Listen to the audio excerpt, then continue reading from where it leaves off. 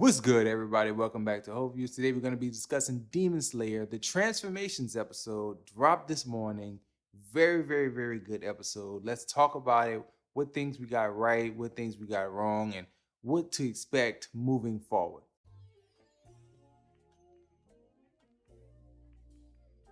Subscribe to my page if you haven't so far. Most views come from the unsubscribed community, so I would appreciate it if you help me grow my subscriber base. It would be deeply appreciated. But let's talk about the episode. One of the things that I liked so much about it is that it proved to me that the demon that is within these people is very strong. Most of the time that we saw people who were transformed into demons, they had some type of backstory that we heard. And without knowing much of it, you can imagine that a lot of them had experienced some type of trauma. Nezuko was one that we had never really seen or known of any trauma in her life, which probably gave her a little bit more self-control over the demon after being bitten and, transforming into one. This episode, that transformation title was not to give us any kind of backstory about the transformation she was going through or Tanjiro's transformation with the bleeding eyes and the stronger form that he went through. It was more about the transformation that she was undergoing, like becoming more of a demon, more bloodthirsty, less humane, which is, is interesting in itself. I didn't think that that's where they would go with that. I thought, backstory episode. Because I don't know, for some reason, I feel like I've been very much looking forward to getting more backstory and don't feel like we've gotten much of it so far.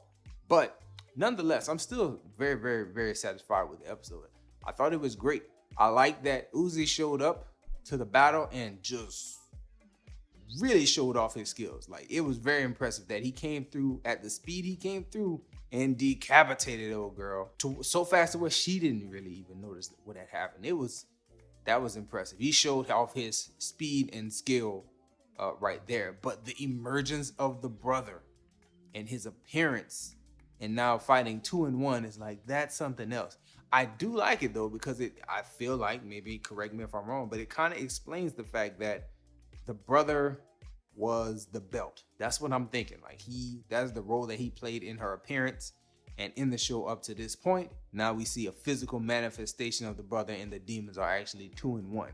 Cool stuff. Pre-production conversation. No one was probably expecting that if you are not a manga reader. If you're just a person who watches the show week to week, you probably weren't expecting that guy to like slither out of his sister's body. That in itself was wild. His appearance. Also his strength level. I knew that she was strong and she had, the upper 6 markings on the eyes, but for him to come out and be equally impressive and like go toe to toe and actually wound Uzi, I was like, ooh, wow, okay. Well, it looks like there's gonna be a real battle moving forward between our little Demon Slayer core of Inosuke, Zenitsu, and Tanjiro, and Uzi against these two.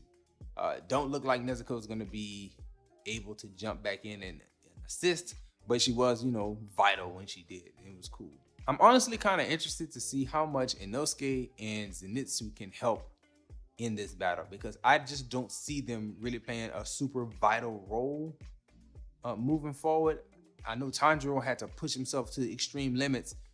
I don't know how much Inosuke is gonna play a role in Zenitsu as well. Like, he's been sleeping for 3 or 4 episodes at this point. It's like, when are you really gonna be vital for the battle at hand? I'm kind of concerned. I just don't see him really being able to do that much. I'm also hoping that we don't end up losing another Hashira. Watching the show and seeing Rengoku go out the way he did, and he was an excellent fighter, and just from watching in the movies, there was a strong connection built with him.